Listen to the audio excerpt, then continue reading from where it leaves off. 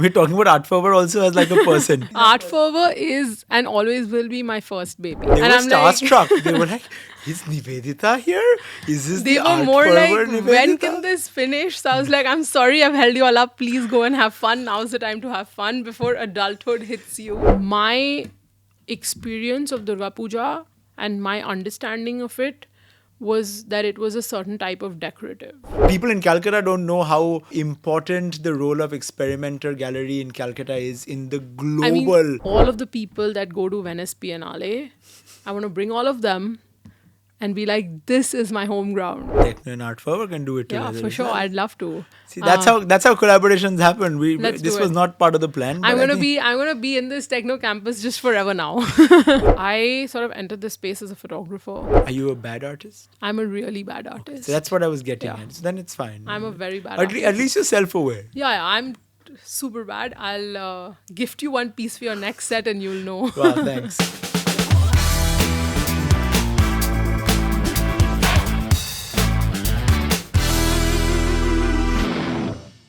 All right, ladies and gentlemen, welcome to another episode of Make Calcutta Relevant Again, the podcast. Today we have with us Nivedita Poddar, founder of Art Fervour, Calcutta girl, who for the longest time I did not know was from Calcutta, and we got to meet because her reputation precedes her, and later found Very out. kind. But it's true. I mean, here we are more than kind. We are true and we are honest. So that's what we can say. And Nivedita has been making waves in the art world across the country and the globe. And today we're going to talk to her about how she believes art can be a proponent of pushing Calcutta's boundaries forward and Absolutely. using art as a way to really put Calcutta back on the map and making it relevant again. Yeah, absolutely. Firstly, thank you so much for having me. And cheers. And I think I had a great introduction because I have to say this. One of my friends at Start India sent me a text saying, we did this project with Meghdut and I think Techno.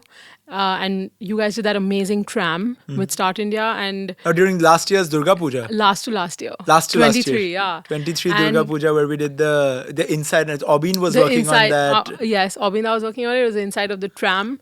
And Ritesh from Start said, how do you and Meghdut not know each other? Y'all have the same energy. So I have insisted that y'all meet. And I think then we had a Zoom call. Yeah. And then we met after like a year and a half out of nowhere. Yeah. I think one of the things that was most exciting to me from the beginning was just that there was someone thinking of contemporary ways to contemporize art here and make it relevant and make it accessible. I thought the tram project was really cool. I think it was a great way of revitalizing the tram. And I had to reach out. And I think we've since then Started collaborating on multiple started working on things. so many things, Yeah. collaborating. And firstly, also thanks a lot for the very kind and very, very extensive, humbling introduction. Didn't I do a similar introduction for you when you came to our design school for our convocation? Yeah, I wanted to run away from there because that's not my personality at all. Because I had 50, 60 students looking at me for hope and inspiration. They were And I'm starstruck. They were like, is Nivedita here? Is this They the were Art more Fervour like, when Nivedita? can this finish? So I was like, I'm sorry, I've held you all up. Please go and have fun. Now's the time to have fun before adulthood hits you. Yeah. But they're all but no. adults actually, now that I think about it. I mean, my You know, sister was 20, also there. yeah, They're 20, 21. 21, 22. Which I think almost. is such an exciting time because you really can't do anything wrong. How were you like when you were 21, 22? Rebelling? With the cause? No, never. Never Just a cause. rebellious. Always wanted to be creative. Was a little bit... Although I must preface what I'm going to say, that as an adult, I'm so grateful for my life then. I was rebelling against working in my Marwari family business while going to business school. But now as a creative entrepreneur, the skills that I got at 21, which I just don't struggle with anymore running a business, that I'm very grateful for it because you suddenly become older and realize that that's such an invaluable opportunity that you have to be lucky to have. Absolutely. So then in retrospect, the rebelling was fun. Yeah. Uh, But it wouldn't also, do it I today. think one of the things that you mentioned, I'm going to pick a little note, the creative entrepreneur bit that you spoke about, right? I think in Calcutta, we call ourselves the cultural capital, intellectual capital, and then we end up over romanticizing everything. This has been a problem with Calcutta Absolutely. inherently, right? The fact that you can be an entrepreneur but still continue working in your creative space on your passions. For you, art has been a passion. You managed to combine art and business together, and that's why you found your niche. That's why all of these collectors or gallerists or all of these festivals call you, yeah, Nivedita, help us promote this. That happened because you found your niche. It was your sort of ikigai, right? That you found Yeah, I it can think pay for it. And absolutely. I think I think it was definitely a path, and I still think it's every day flows like a river, and I don't think, and I kind of just move with whatever comes my way. But I do think that as a creative person, to be inherently, but also to want to make that my livelihood. I think finding that right balance, while that is hard, it also creates a certain empathy when I'm working with other creative people and then we are fighting. For example, like my designer will be like, no, I'm not going to change this because I stand for it. And sometimes I have to fight back. But internally, I kind of know and I enjoy the fact that They this can creative stand up. person is standing up for what they're doing. Yeah. So I think that like just having both sides of that work in your own mind as well versus just maybe being a hardcore entrepreneur or a hardcore creative person, I think it betters my intuition in my work.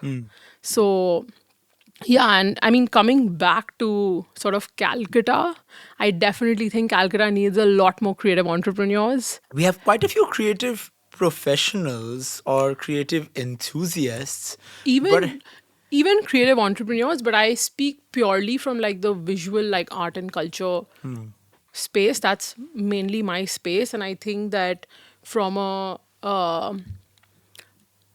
from music, from design, from dance, from performance, yes. But I think like Calcutta holds this like reputation of being this city for art and culture. So whenever I tell someone I'm from Calcutta, they're like, oh, of course it makes sense because that you do this thing. Oh, everybody there is so intellectual, right? It must be so easy for you to hire people there. but it's And not true always. it's not Huh? true ever. So I think while Calcutta has this tag of the art and culture or art heritage culture city of India, I think over the last couple of decades, Bombay, Delhi, like now Jaipur, which is super sexy at the moment. I Kochi? think Kochi, which Yeah. is I would say more a art tourist destination, Yeah. but I think they've just taken over so fast that I think like Calcutta needs to sort of pick up on its heels and like catch up to where the rest of the country is. And that's where people like you come in, right? Being able to galvanize that energy because you understand what the world of art is Yeah, and I what think is it's happening. changing a lot. So right? why don't you help I think it'll be very interesting for you to help our audiences understand what exactly is happening in the world of art. Like when you say Jaipur is doing really well, in the world of art, what does that mean from your perspective or from the Okay. perspective of the art world right now? I'm going to give a bit of context to like a general art ecosystem, right? Okay. There's museums, there's galleries, there's artists, there's art schools, Okay. there's But first, collectors. explain the difference between a museum and a gallery. A museum is foremost a not-for-profit institution. A gallery is a fully commercial venture, Okay. right? You can't walk into a museum and say, I want to buy this. There are public museums and there are private museums. So in Calcutta, you have the Indian Museum, which is a public museum. You have Museum of Fine Arts. You have Museum of Fine Arts. You have a bunch of museums. All public museums are usually I mean, Academy of owned Fine Arts. or Yeah. owned or managed by the state or central government. Private museums, for example, I would say try art and culture. Is that a museum? I would say it's more an institution bordering on the lines of a museum, but we don't really have too many private museums in the visual art space in Calcutta. So say, for example, a Kiran Nadar Museum of Art in Delhi is a private museum, which is fully privately owned and held. But it is for public good. Like it's still... Absolutely. It's not, for the community. Yeah. It's for... sometimes the exhibitions are not even ticketed. So you can So it's a just go philanthropic in. venture It's an by the absolutely HCL family philanthropic. because they want to By give back Mrs. to Nadar, by the HCL family. Right. So this is a widely understood concept that patronage, so in the format of a museum or an institution like what Varun Thapar is doing with TRI or what the Imami Group is doing with KCC, which is also an institution. Patronage is very, very central to the arts, and it has always been. If you think about through time, like you think about the courts of Akbar and Babur, and that's where you had like artists who were like favorites of the royals, and then so patronage has been so central to the idea of the arts that you can't really put the two aside. Like you have a lot of artists who've been collected by, say, a favorite collector, or maybe someone will have artists they've collected their entire life, and then the artist becomes famous when they're like 80. So artists and art needs patronage, and well, patrons also need the artists. It's a very symbiotic relationship. I sort of segued from explaining the ecosystem. Yes, please go back. And I think it would be interesting to, before we get into a conversation about how can Calcutta regain this title of being India's like art and culture capital, I think it's important to understand who are the different players within this ecosystem that lead and lend to that. So you have your museums, you have your public museums, you have private museums, you have institutions, you have galleries, which are commercial ventures. Then you have artist residencies, which are also usually not for profit, which almost act as incubators for artists. Explain how that functions. So a typical artist residency would be, take an example of like a Khoj, which is based in Delhi, or a Hampi Art Labs, is maybe like a 3-month or a 6-month program. As a young artist, you apply to an artist residency. If you get accepted, some residencies will have a stipend. You, as an artist, go in there, you get a space to live, you get a space to work. And the most important part about being in a residency is to interact with your peers and to interact with perhaps more senior artists, maybe like speakers or workshop holders that the residency is bringing in, and a certain access to network and develop relationships within the larger art world. Is it different from a fellowship? Similar. It's just maybe it's terminology difference that we call it an artist residency. It's a good chance to work, to create work that can then live on. And also, I guess it becomes continuing learning and development, right? As opposed to maybe an artist working in their own studio space. Is there a art residency happening in Calcutta right now, significant one that you know of? Interesting. I know that KCC, which is the Kolkata Center of Creativity, I know they do certain open calls and residencies. I don't know if they're located here. Not sure whether I'm unaware or it's just not on the top of my head. But yeah, I can't remember any So this at is the something moment. that we need to do. I think Make Calcutta Yeah. Relevant Again probably needs to put Absolutely. And I together think something with Art Fervour it's, for a yeah, residency. 100%. I mean, we'd absolutely be open to doing it. I'm still struggling a lot to understand. On one side, we have this image of Calcutta as a artistic cultural city. On the other side, we have a bunch of people who probably doesn't buy tickets and go to a lot of these events. Yeah. Right? there's a huge disconnect with that entire storytelling in some way. Are we I not able to completely reach agree. out to people? I think Like, this is a large part of the work that we've been doing with Art Fervour.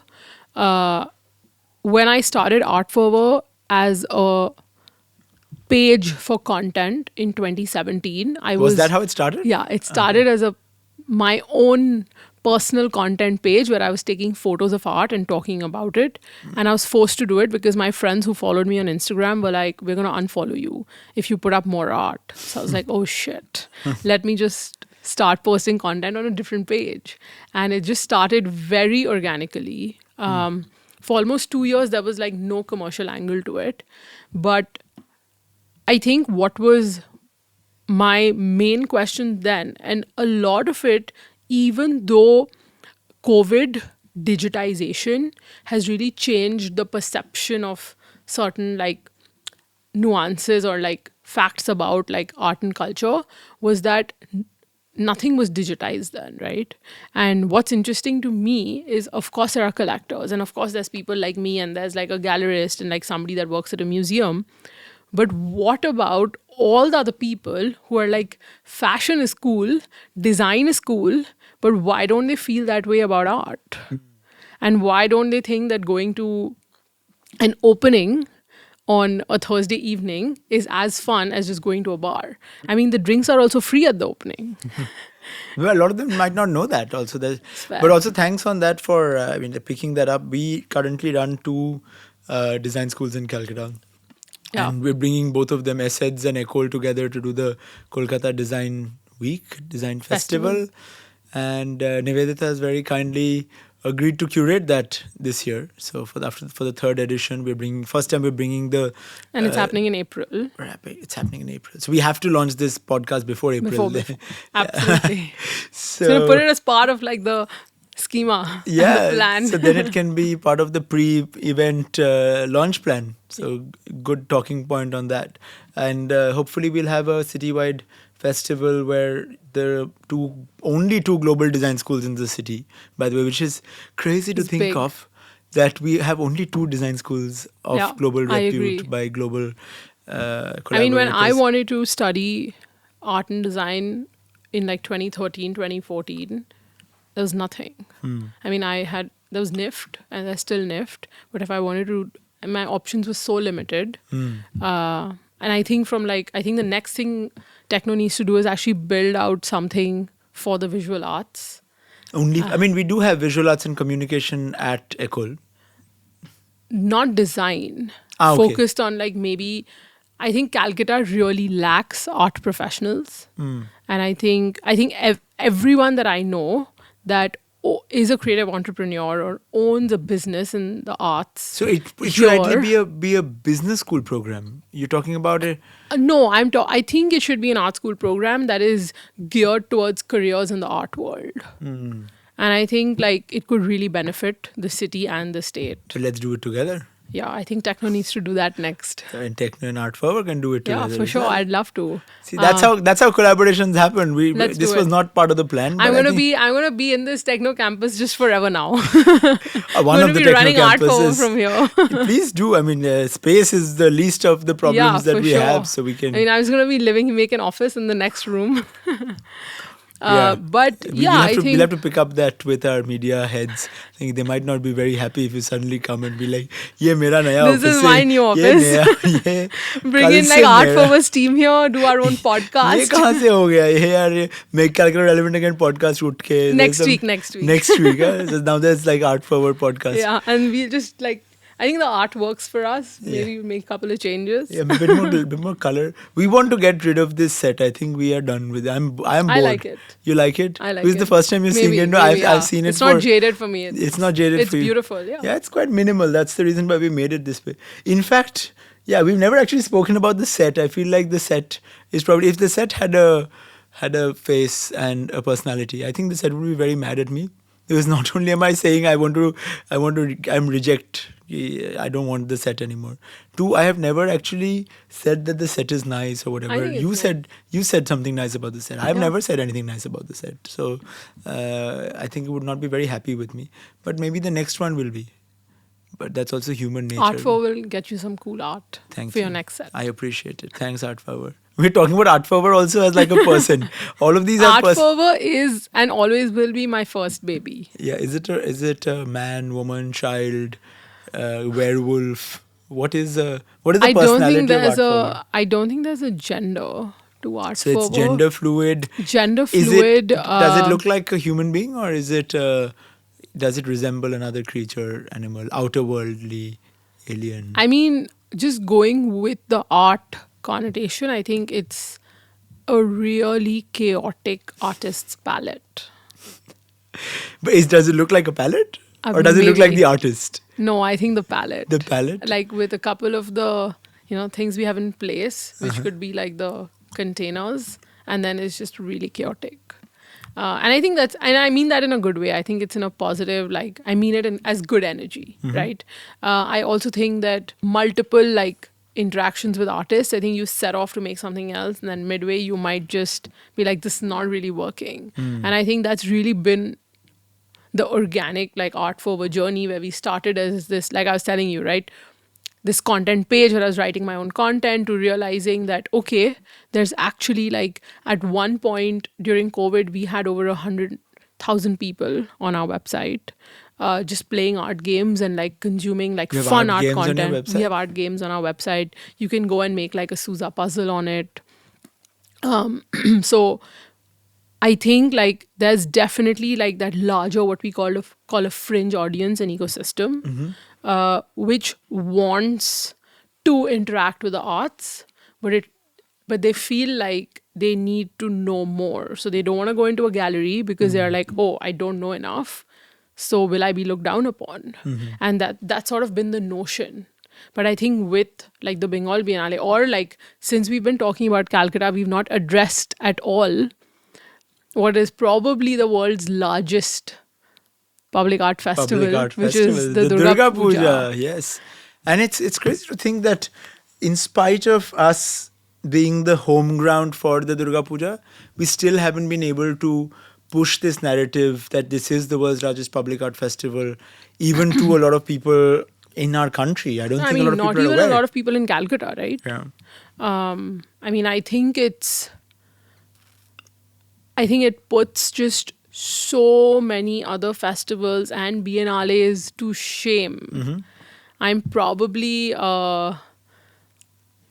this is probably controversial. I don't know if I should be saying it, but it's just something else. And I almost now feel like all of the people that go to Venice Biennale, I want to bring all of them and be like, this is my home ground. Yeah. Because I mean, on just so many levels, the fact that much art, unique art, gets worked on year after year after year, and there are so many, and I'm looking at each pandal as a unique installation. Yeah. And it's so well thought through. Everything that in some way we're now emulating as is part of like the larger international art world. Art should be immersive. Art should be accessible. Art should be interactive. Yes, art should be for everyone. Kab I mean, se we've kar rahe been hum doing it for generations. Exactly. So the fact that people from all walks of life walked through each of those pandals, I saw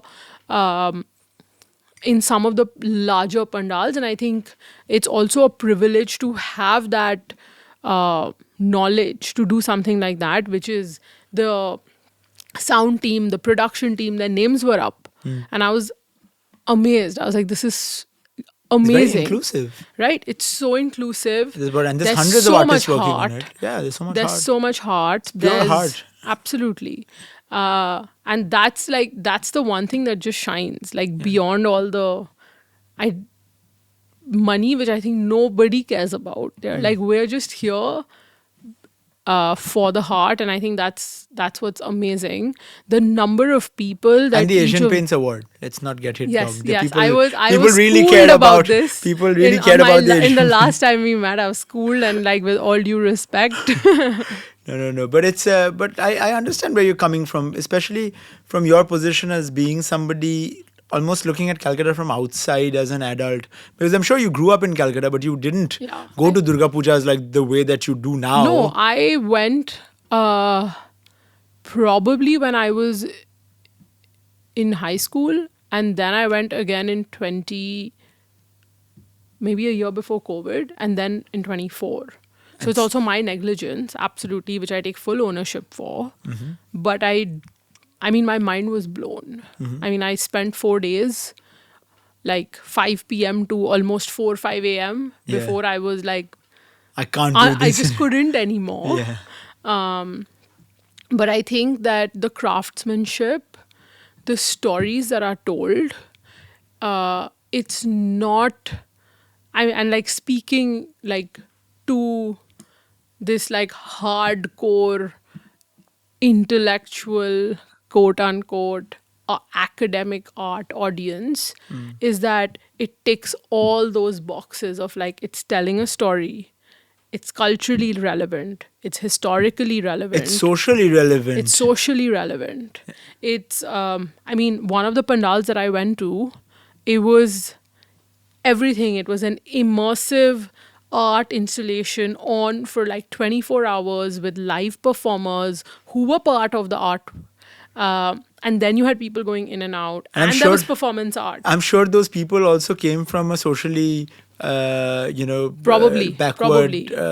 background. They were probably underprivileged. Exactly. They were brought in here as part of a social upliftment drive. If you think about all of that, there is no and that's just one installation. That's and just there's like one. thousands of them. Yeah, Can you probably what, imagine? like 20,000, I think 25,000 people, and I'm pujas. sure the in- curators of these biggest biennales in the world can't even comprehend the scale of what Durga Puja is. They cannot. They can. They really cannot, Yeah. because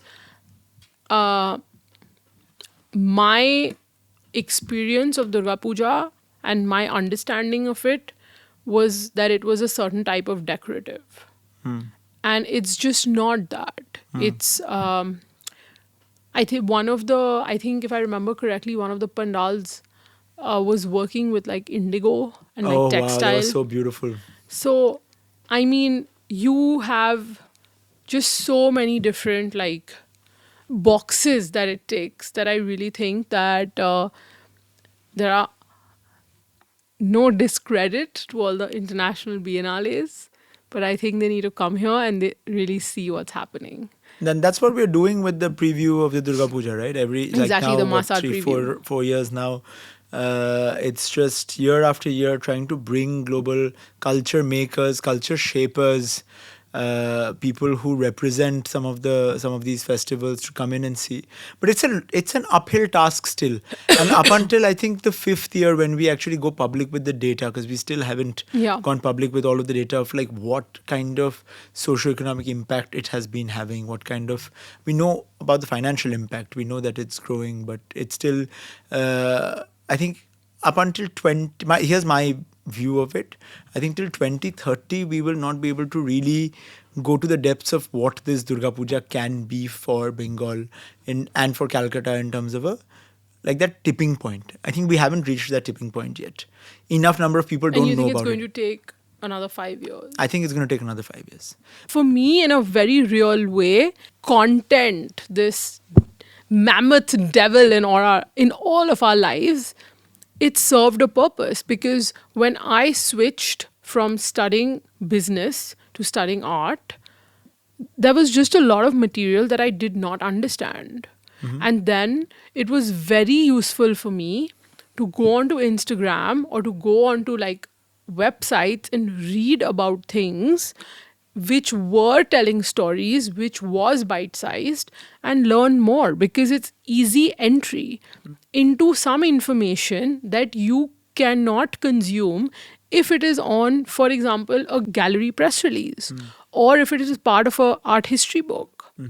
So for me and my life, it has served a purpose. great purpose. And also in this age, we're not talking about that information arbitrage anymore, right? Like back in the day, people just didn't have access to a lot of the information. Exactly. Now they do. And that's how Art Fervour started, to create access to this type of information.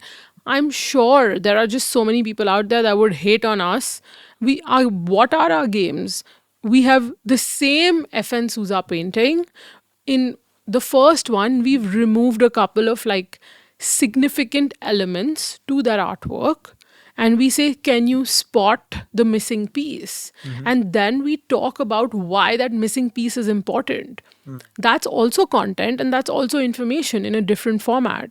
You did mention that not a lot of people take Calcutta very seriously in the modern day and age when it comes to. It's very unfortunate, It is. but I think, like we were discussing before we started this podcast, that there was a time in Calcutta's period and timeline where it was the art capital. Was that And because then- there was a lot of patronage at that time? Do you think that I think that it's a mix of, yes, patronage, also also artists. Also, going far back, I think the fact that the East India Company was headquartered here had a huge role to play.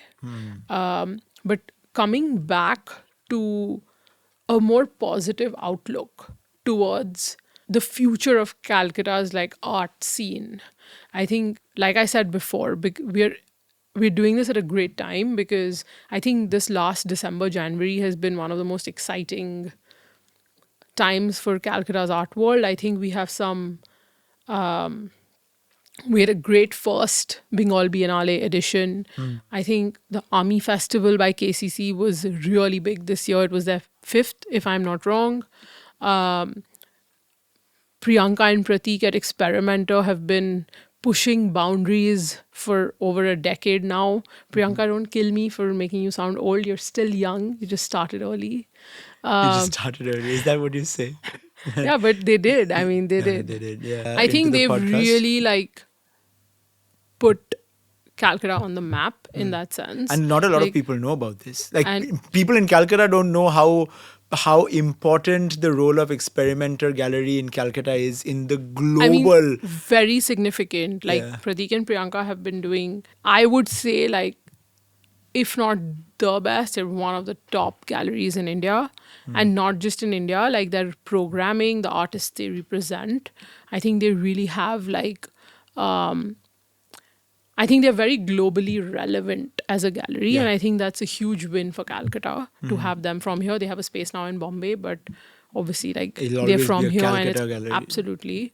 I definitely think Calcutta is on the rise. I think what we really need more of, though, which is going back to your point about patronage, is private patronage. Look, What does it no- mean? What does private? Explain that for the sake of the audience. yeah, sure. So, for time immemorial, kings have been supporting artists by having them in their court and making artwork. So, most of the Mughal miniatures that you see were probably made in the court of this king. Coming back to what private patronage is today, is collectors or who perhaps favor 2 or 3, 4 different artists. They repeatedly buy their works. That's a way of supporting an artist as a patron. Some patrons, like Varun or like Kiran Nadar in Delhi, or they open institutions or museums which sort of become very important in what they do for their community. Buying art and holding it in your home is almost as good as holding culture hostage, It's like gatekeeping culture. because you're gatekeeping, and a lot of people then don't get to see some works which are seminal, life-changing, historically relevant, right? Whereas when these public patrons open museums or foundations, you can get to see some of their private collections. There are institutions that may not have, say, a private collection on display, but they run artist residencies, they do workshops, they'll have exhibitions happen for maybe 2 or 3 months, they'll do open calls, support younger artists, they'll do learning programs. So all of this kind of comes under the idea of private patronage to the art. Are there any artists from Calcutta currently that you think are of importance to mention here for in case? There are so many, so I'm not going to mention any Because so then that it I don't want to becomes- forget the rest. Yes. So, But there are. yeah, there are like- so many significant contemporary artists who are from Bengal, maybe historically from Bengal, but not here living here and working here anymore. I mean, there are just so many artists. So another So time. I'm not going to name Any of any. them. Yes. Okay, last question then for today's episode would be, can you differentiate the art from the artist in your perspective? The actions that you take as an artist, can you separate that from your art? I don't think I'm the right person to answer that question You can have an opinion on it. because I'm not an artist. Have you tried to be an artist ever? Have you? No, but Are you a bad artist? I'm a really bad artist. So that's what I was getting Yeah. at. So then it's fine. I'm a very bad At, artist. at least you're self-aware. Yeah, I'm super bad. I'll gift you one piece for your next set and you'll know. Wow, thanks. Please keep it to yourself. We don't want your bad art around here. No, I'm kidding. Please give us but, all the weird art. We have IKEA art here, so I think some weird, not so nice art could also be nice. That also has a role to play, right? Yeah. But no, but I sort of entered this space as a photographer. I've always, from maybe I was 13 or 14, I've been taking photos and making photographs. And that was actually my first, I always thought I'll be a photographer. It was my dream. It was my childhood, teenage dream to be a Lonely Planet or Nat Geo photographer. I remember you had told me this actually. That was I was like, this is who I'm going to be in life. But anyway, I actually have another question for you. What do you the think? script. We're switching the script. What do you see as, what's your perspective on what's happening in the arts in Calcutta? And just from like a relatively like outsider perspective, where do you see what do you think we as like people from within the arts should be doing that we're not? So you can shit on us as well. I'm going to give you this opportunity. Thank you. Wow, I feel privileged, that I can finally do this thing that I've been waiting to do all my life. Screw you guys. No, honestly though, I think for one, be less snobby. I think this is something that most of the art world, I've been part of many exhibitions, fairs, and mostly out of interest to learn something because my sister's an artist and, we've had this conversation. My whole foray into the art world was to understand what potential career options could be there for my sister after she finishes art school. So that was more from brotherly intent than anything else. But I did notice this about the art world. It takes itself quite seriously and it's quite snobby. And I'm sorry if you are from the art world and watching this, but as somebody not from the art world, I felt it's not an easy world to enter. I agree. In completely. general, right? So that doesn't make it easier for normal people with good intent, perhaps. My intent could also be, I might want to be a collector. Yeah. But I just have never felt so comfortable asking this question. Yaar, please explain the ecosystem to me, like I did to you, because we're friends. But I don't know how to go and at Basel, for example, ask this question randomly. They'll be like, yeah, what is this mere mortal and who has had the audacity to ask For a question anyone like else this? that you know and any friends of Meghdut and anyone listening to this podcast, feel free to write me an email and I will Explain in vivid explain and detail. demystify. And we Yeah. actually have Art Fervour's built content around this because we very often hire people who are not from the art world. All of that content is And- going to get reshared on our Make Calcutta Relevant Yeah, Again for page. sure. I'll Please, share it with you. We've made an Let's ebook, educate the audiences. which demystifies this Very world and nice. ecosystem just so it's easier for people to professionally enter. Yeah. I am very proud of the historical relevance of Calcutta as an art capital. I'm super proud to be from Bengal, where Durga Puja is happening. And I want to use in whatever like little bit small tiny bit of like position that we have in this huge ecosystem to see what I can do for the Durga Puja. So absolutely, I mean, I we've always worked not fully within the art world and on with an audience that's outside of it to make the art world less intimidating. And I think this is sort of like flipping that same switch where there is this amazing, let's call it project, which is not quote unquote inside the art world. It's not a Kochi Biennale, it's not a Bengal Biennale, it's not a museum. There is just so much depth there that it deserves to be looked at a certain way. And I mean, if I can make a dent in that, I mean, lucky me. So I guess you have my answer, and I have your patronage, I guess, in this way that we can build something together, because then at the end of the day, there is hope. There might not have Absolutely. been a lot of activity in that space, but sitting and doing this interview, this podcast in February 2025, and which is post what she says has been the most exciting winter for art in Calcutta in a long, long time. I cannot be a judge for that because I'm not from the world, but it felt like it. I've been to a few of the Yeah, it events, has and been. it did the energy was quite palpable, and hopefully this reaches out to a lot more people. People start taking Calcutta seriously again as the It art and deserves to culture be taken capital. seriously. It deserves to be, and so much more. And hopefully, with all our unified efforts, we shall make Calcutta relevant again.